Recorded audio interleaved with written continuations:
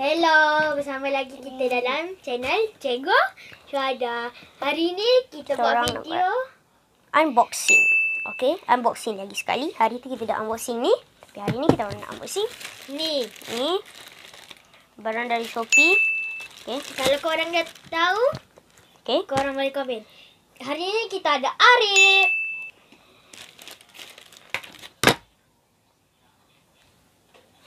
Inilah barang dia. Ya, betul. Switch punya Lego City Undercover.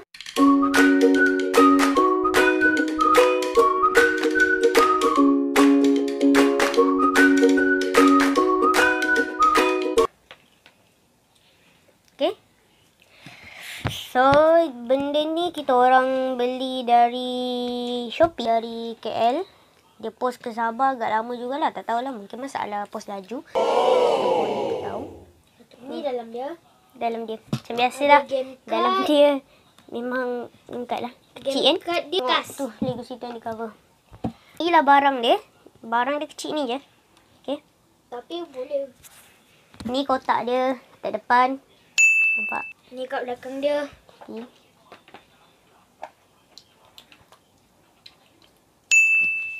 Boleh main dorang. Kalau korang nak main dorang, korang kena ada ni. Korang kena ada lagi satu set controller. Maksudnya controller ni satu dan controller yang untuk ni dengan ni satu. Itulah kita orang beli lagi satu ni supaya boleh main lagi. Sebab lebih dari. Orang ada main dari kejap. Ni, dia punya ni. Kena ada dua ni dan semua ni kena kita semua ni digunakan. Lagi jom kita teruskan kepada gameplay. Korang dah subscribe ke belum? Subscribe dulu. Like, share semua video kita orang. Okay? Tahu. Jangan lupa. Are you ready? Okay. Tak tepi dulu. Okay. Tak situ. Okay. Tak sini. Ready? Inilah dah mula. Okay. Dah mula dah. Scenes dia.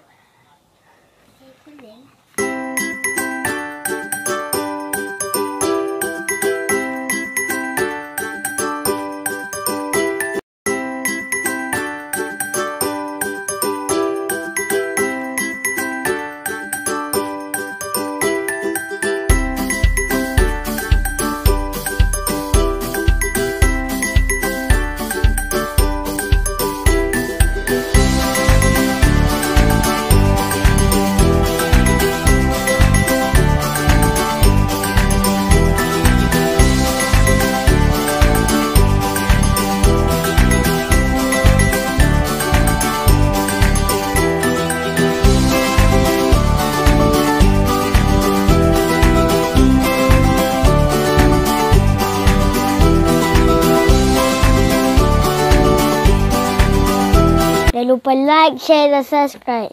Kita jumpa akan video akan datang. Bye.